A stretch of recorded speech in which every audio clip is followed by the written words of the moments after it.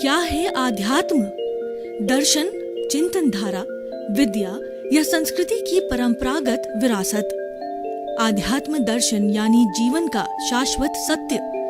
मानव जीवन से जुड़े शाश्वत सत्यों को जानिए और समझिए उपासक डॉक्टर सोहन राज तातेड़ से हमारे खास कार्यक्रम आत्मविज्ञान में। आत्मविज्ञान यानी सही दृष्टि, सही सोच। भाइयों और बहनों, मातृशक्ति को नमन। चैनल 24+ न्यूज के आध्यात्मिक कार्यक्रम आत्मविज्ञान में आपका हार्दिक स्वागत है, अभिनंदन है, सत्कार है।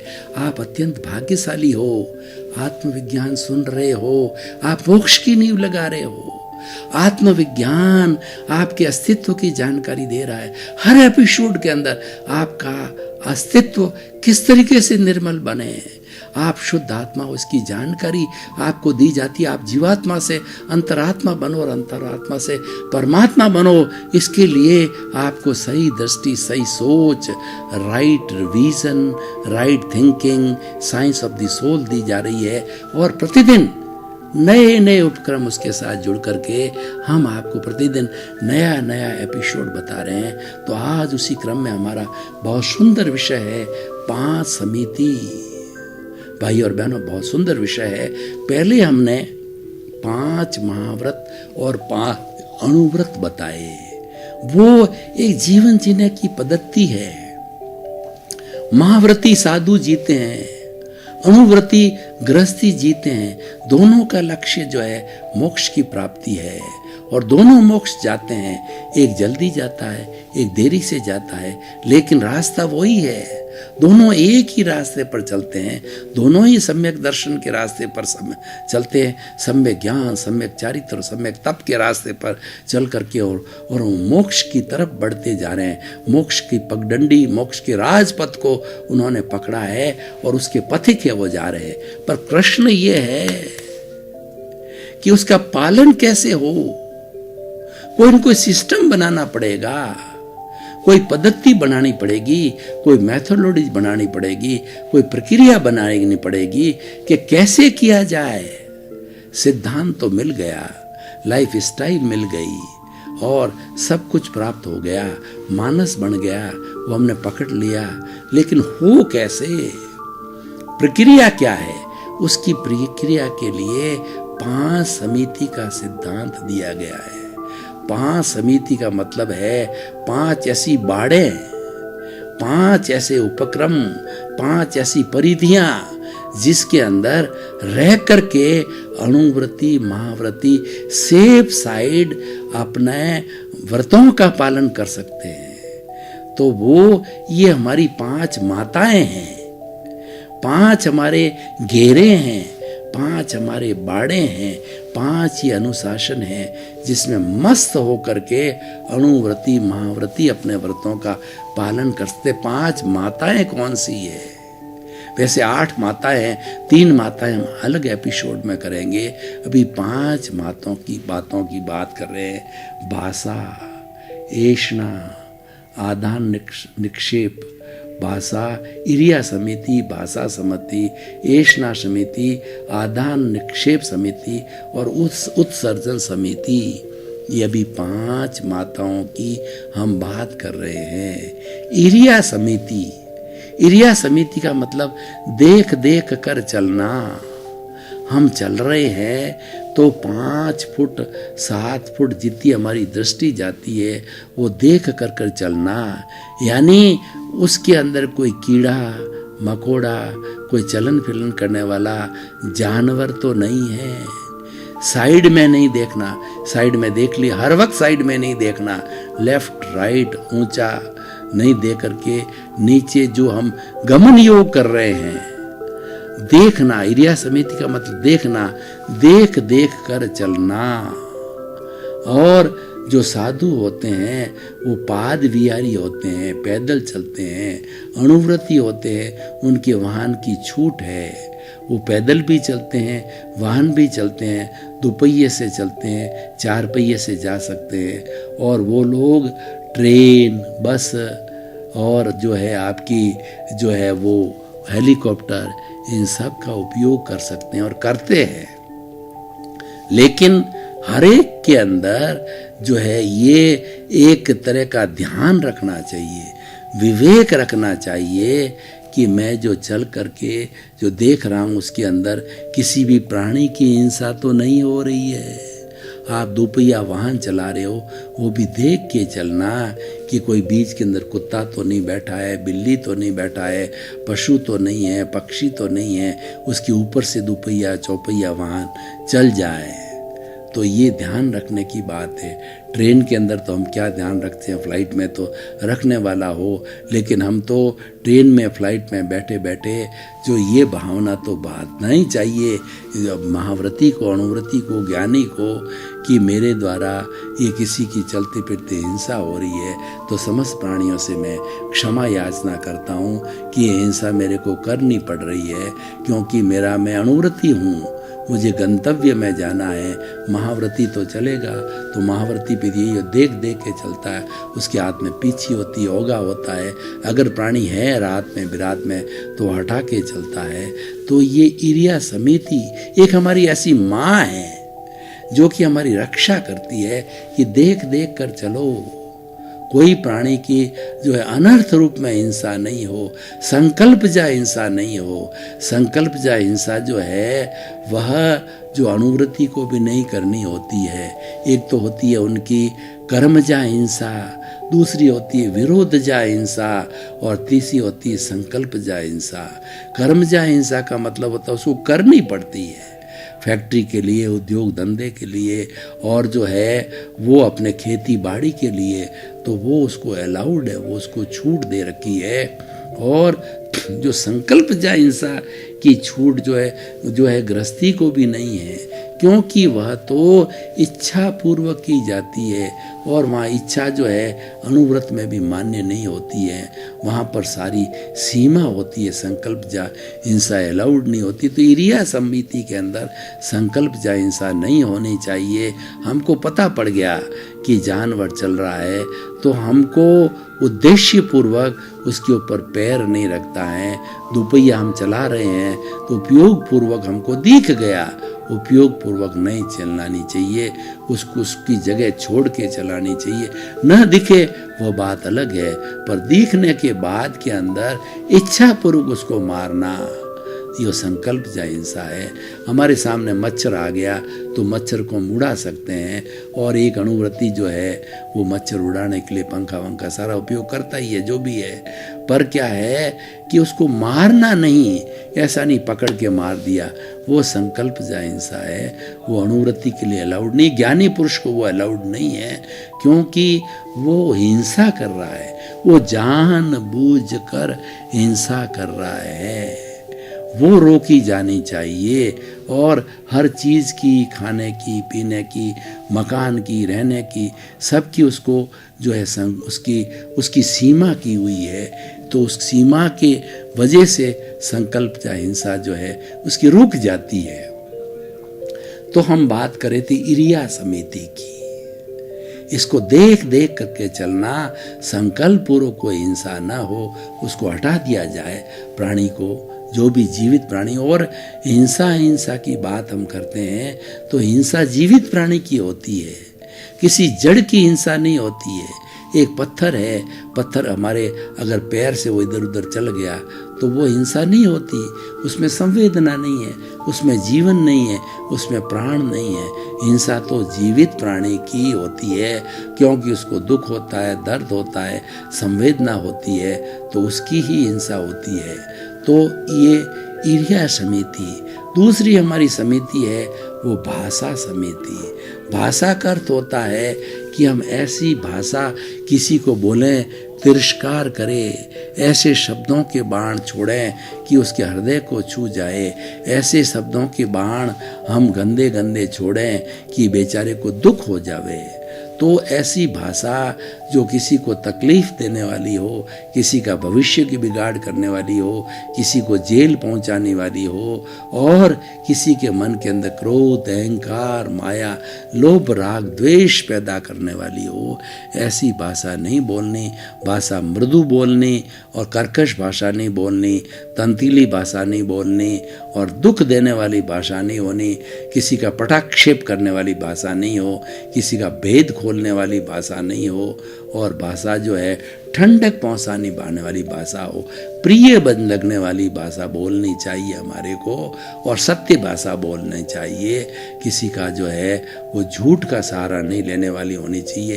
तो भाषा बोलना हमारी माँ है और भाषा के लिए कहा जाता है कि बोलिया के लादा, यानी कोई व्यक्ति जब बोलता है तो उसकी पहचान हो जाती है, इसमें कितनी गहराई है, इसमें कितनी पवित्रता है, इसके अंदर कितनी करुणा है, या इसमें कितना राग द्वेष है, इसमें कितना ज्ञान है, क्योंकि मापदंड है। भाषा एक हमारे मनुष्यों के लिए खास तौर से ये एक जरिया है जिसके माध्यम से हम समाज में जीते हैं, आदान प्रदान करते हैं, प्रेषण करते हैं, सारे हमारे जीवन के कार्य जो करते हैं वो भाषा के माध्यम से करते हैं। अगर भाषा नहीं हो तो एक व्यापारी कैसे अपना जो व्यापार का काम करेगा, एक वकील कोर्ट में कैसे कार्य करेगा, एक इंजीनियर बिना भाषा के कैसे पुल बनाएगा, सड़क बनाएगा, और एक डॉक्टर है बिना भाषा के जो उसकी लाइफ हिस्ट्री कैसे लेगा, डायग्नोसिस कर, यानी मनुष्य के लिए भाषा के बिना काम नहीं कर सकता। और भाषा नहीं है तो मूक है, वो गूंगा है, और गूंगे के लिए कहा गया है कि आत्म अनुभव बात की, और जो कोई पूछे बात सो गूंगा गुड़ खाए के कहे कौन मुख स्वाद। वो गूंगा बेचारा जबान नहीं है लेकिन उसके बाकी चार इंद्रियां सारी है। ईश्वर ने उसके कर्मों ने ऐसा किया कि उसको गूंगा बना दिया। उसने किसी को कोई जन्म में ऐसी गलत भाषा बोली होगी, ऐसा गलत किसी का तिरस्कार किया होगा, किसी को गूंगा उसने बनाया होगा। जब ये स्वयं गूंगा बन गया, पूर्व जन्म में गूंगा बनाने वाला इस जन्म में गूंगा बन जाता है। तो इस तरीके से अब उसको गुड़ दे दिया और उससे में पूछते हैं कि भैया इसका स्वाद कैसा, वो जानता है लेकिन आ बोल नहीं सकता। उसी तरीके से आत्मा के अनुभव की बात जो है अनुभव करा सकते हैं लेकिन बोल के प्रेषित नहीं की जा सकती। शब्दों की सीमा है कि अनुभव जन्य ज़्यादा है आत्मज्ञान, और ये शब्दों की तो सीमा है। शब्दों से तो हमको मात्र हम आपको ज्ञान कराते हैं, अनुभव ज़्यादा करना है। तो इरिया भाषा। और तीसरा ऐषणा। ऐषणा का मतलब है हमारा खाना पीना। जितना भी खाना पीना है ऐषणा समी से करते हैं, यानी हम ऐसा अभक्ष्य खाद्य पदार्थ तो नहीं खा रहे हैं, मांसाहार तो नहीं कर रहे हैं, शाकाहार तो हमको अलाउड है। उसके अंदर एक इंद्रिय की हिंसा होती है, लेकिन उसके एक इंद्रिय की हिंसा बिना ये शरीर नहीं चलता है। उस एक इंद्रिय की हिंसा हमारे यहाँ कोई साधु सन्यासी नहीं आ जाती है तो हम कैसे भोजन करवाएंगे उसको। तो एक इंद्रिय की हिंसा तो हमें अलाउड होती है अणुवर्ती के लिए, तो वो भक्ष्य होना चाहिए, अभक्ष्य भोजन नहीं करना चाहिए। देखिए अभक्ष्य में कैसे होते हैं कि भोजन में देखिए कि जैसे हम जो है हम वो कंद मूल की बात करें, हम जो है वो जमी कंद की बात करें, उसके खाए बिना भी हम रह सकते हैं। वो शाकाहार है, उसके खाए बिना भी हम रह सकते हैं, क्योंकि कंद मूल के अंदर वो होता है जो कि जड़ में पैदा होता है। जैसे कि गाजर है, मूली है, और आपका ये चुकंदर है, और आपका आलू है। उसके अंदर एक आलू में एक जो है हमारे इसके अंदर जो गाजर के अंदर असंख्य जीव होते हैं। जबकि भिंडी हम अगर खाते हैं तो भिंडी के एक बीज में एक जीव होता है, उसकी गिनती हम आसानी से कर सकते हैं। उसी तरीके से जमी कंद नहीं लेना चाहिए, क्योंकि असंख्य जीवों की हिंसा होती है। तो ये ऐशना का मतलब हमारा भोजन है, देख के करना चाहिए। भोजन में बासी नहीं करना चाहिए, क्योंकि बासी भोजन के अंदर लीलण है, फूलण है और तरीके के जीव जो हमको दिखाई नहीं देते उसमें पैदा हो जाते हैं, वो हमारे स्वास्थ्य को भी खराब करते हैं और वो हिंसा होती है। ऐसा भोजन नहीं किया जानी है। पानी भी है वो छान के किया जाना चाहिए। पानी के अंदर बहुत छोटे छोटे जीव होते हैं, पानी स्वयं भी एक जीव होता है। और जो लोग त्याग पचगान करने होते हैं वो पानी को अचित करके जो करते हैं, और लेकिन उसके अंदर रहने वाले जीव जंतु असंख्य छोटे बड़े जीव होते हैं, तो उनको छान करके पानी पीना चाहिए, पानी को अचित करके पीना चाहिए। और जो हमारी ये फिल्टर का जितना भी सिस्टम है, आरओ का है, वो सिस्टम पूरा इसको सचित से अचित बना देता है। तो वैसा हमें जो है वो ऐशना समिति मतलब हमारे खाने पीने से संबंधित जितनी भी है विवेक रखना चाहिए। मांसाहार नहीं होना चाहिए, अभक्ष्य भोजन हमें बंद नहीं करना चाहिए, अभक्ष्य में पानी नहीं लेना चाहिए। तो ये हमारी ऐशना समिति हो गई। तो हमारी इरिया समिति, भाषा समिति, ऐशना समिति, आदान निक्षेप। आदान निक्षेप का मतलब हमारे सोने का, बैठने का। हम लोग गृहस्थी होते हैं, गृहस्थी के लिए हमको टेबल चाहिए, कुर्सी चाहिए, पलंग चाहिए, सोने के लिए चाहिए, उपकरण चाहिए, धोने वाले उपकरण चाहिए। तो उन सब की जो है हम इस तरीके से उपयोग करें कि उसके अंदर जीवों की हिंसा नहीं हो। हम जो है कोई चीज़ जैसे पानी है, उस पानी का जो है जैसे हमारा जो है ये हम जो है जो डाल करके जो पाउडर वगैरह डाल करके, सोडा वगैरह डाल कर, डिटर्जेंट डाल करके पानी को हम गिराते नहीं, वैसे ही छोड़ देते हैं, तो उसके अंदर बहुत से जीव बेचारे मर जाते हैं। उसी तरीके से हमारी कोई चीज़ है उसको ढक के रखना चाहिए। ऐसा नहीं है कि बिना, जैसे कि हमारी कोई चीनी की चीज़ है और उसको हमने अगर मीठी है उसको ढक के नहीं रखा तो उसके अंदर बहुत से जीव पैदा हो जाते हैं, जो है ये चींटी है वगैरह चली जाती है। तो हमारे भोजन से आदान निक्षेप का मतलब ये है कि हमारे गृहस्थ जीवन चलाने के लिए जिन वस्तुओं की आवश्यकता होती है उन वस्तुओं की पलेवना करते रहना चाहिए। उन वस्तुओं को हम इस तरीके से रखें, जैसे बरसात का सीज़न है, बरसात के सीज़न के अंदर बहुत से नए जीव पैदा हो जाते हैं। तो उन जीवों की जो है अगर हम ढंग से सुरक्षा नहीं करेंगे तो हिंसा हो जाती है। तो उस हिंसा को रोकने के लिए हमें आदान निक्षेप, हमारी जितनी भी वस्तुओं की सार संभाल है वो की जानी चाहिए, क्योंकि गृहस्थ को वस्तु रखना पड़ती है। स्वयं के परिवार के लिए साधु सन्यासियों की उनकी आवश्यकता पड़ती है। साधु सन्यासियों के लिए कहा गया है कि उसके माता पिता गृहस्थी होते हैं, गृहस्थी उसके माता पिता होते हैं, उनको भोजन कौन खिलाएगा, वो तो भिक्षा मांग के खाते हैं। तो गृहस्थी एक दिन भी बिना साधु लोगों के, बिना गृहस्थी लोगों को जिंदा नहीं रह सकता। उनको जो है के लिए जो है जैसे कि पट्टा है सोने के लिए, और उनको शरीर के काम के लिए कपड़ा है, और जितने भी जैसे जो है अन्न पुण्य, पान पुण्य, लयन पुण्य, शयन पुण्य, और जो मन नमस्कार पुण्य, और जो है वो मन पुण्य, वचन पुण्य, काया पुण्य, नमस्कार पुण्य, 9 तरह के पुण्य की चीज़ें होती है। कौन देगा उनको? वस्त्र पात्र वगैरह गृहस्थी देता है। इसलिए उनकी भी और गृहस्थी को उनका भी ध्यान रखना पड़ता है, विवेक रखना पड़ता है। तो इस तरीके से सब मिला करके जो है हमारी आदान निक्षेप ये समिति है। और चौथी पहली होगी हमारी इरिया, भाषा, ऐशना, आदान निक्षेप, व्युत्सर्ग। व्युत्सर्ग का मतलब होता है कि हमारी शरीर की जो गंदगी होती है, 5 तरह की मल है, मूत्र है, कफ है, पसीना है, और इस तरीके की जितनी भी हमारी ये गंदगी होती है, और हमारी कार्बन डाइऑक्साइड है, इसका जो है व्युत्सर्ग सही तरीके से करना चाहिए। हम कहीं पर भी थूक देते हैं, उसके अंदर छोटे मोटे जीव बेचारे उसके अंदर फंस करके मर जाते हैं। मल को भी डालने की प्रक्रिया होती है, इधर उधर डाल दिया जाए तो छोटे मोटे कीड़े मकोड़े जो है उसमें मर जाते हैं। मूत्र के अंदर भी मर जाते हैं मकोड़े। और जो है हमारा जो कार्बन डाइऑक्साइड भी हम छोड़ते हैं, तो उसको जो हम छोड़ने का तरीका होना चाहिए। कई लोग तो मुंह के पट्टी भी बांधते हैं, हाथ भी रखते हैं। तो इस तरीके से मतलब हमारे उत्सर्ग विसर्जन तंत्र के द्वारा दूसरे जीवों को हिंसा न हो, इसका हमें पूरा ध्यान रखना चाहिए। एक इंद्रिय, द्विइंद्रिय, त्रिइंद्रिय, चतुरेंद्रिय की हिंसा नहीं हो, इसका हमें ध्यान रखना चाहिए। और महाव्रती तो पंचेंद्रिय की हिंसा तो करता ही नहीं है।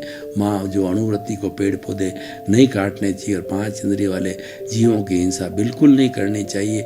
उसको बिल्कुल अलाउड नहीं अणुव्रती को मांसाहार लेने का, मार के उनको खाने का, मारने का। तो इस तरीके से भाइयों, ये 5 माता हैं, इरिया, भाषा, एषणा, आदान, निक्षेप और व्युत्सर्ग। इन माताओं के द्वारा व्यक्ति जो महाव्रती अणुव्रती है वो सेफ रहता है और इनकी समिति की आराधना करता है, इनका विवेक रखता है, तो हिंसा नहीं होती है। और ख़ास तौर से जो संकल्पजा हिंसा है, जो वर्जित है अणुव्रती के लिए, महाव्रती को तो कोई हिंसा करनी नहीं है, पूर्ण हिंसक होते हैं। हिंसा उनकी हिंसा करनी नहीं, करवानी, अनुमोदनी नहीं, मन से, वचन से, काया से। और जो अणुव्रती होता है उनकी हिंसा की जो सीमा होती है, संकल्पजा हिंसा, उसको अलाउड नहीं है।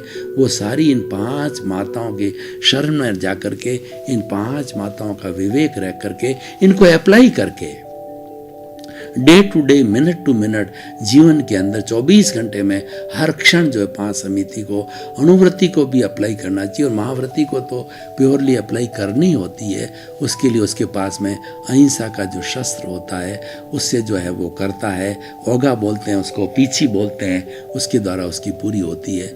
तो भाई और बहनों, अब मैं इस जो एपिसोड को जो है, जो हमारे कसौटी पर कसता हूँ कि जो 5 माताओं की जो मैंने बात की है, ये 5 माताओं का उपयोग करने से, संरक्षण लेने से जो है अणुव्रती को, महाव्रती को, ज्ञानी को, जो है ज्ञान लिए हुए व्यक्ति को क्या जो उसका उपयोग होता है, बहुत बड़ा उपयोग होता है।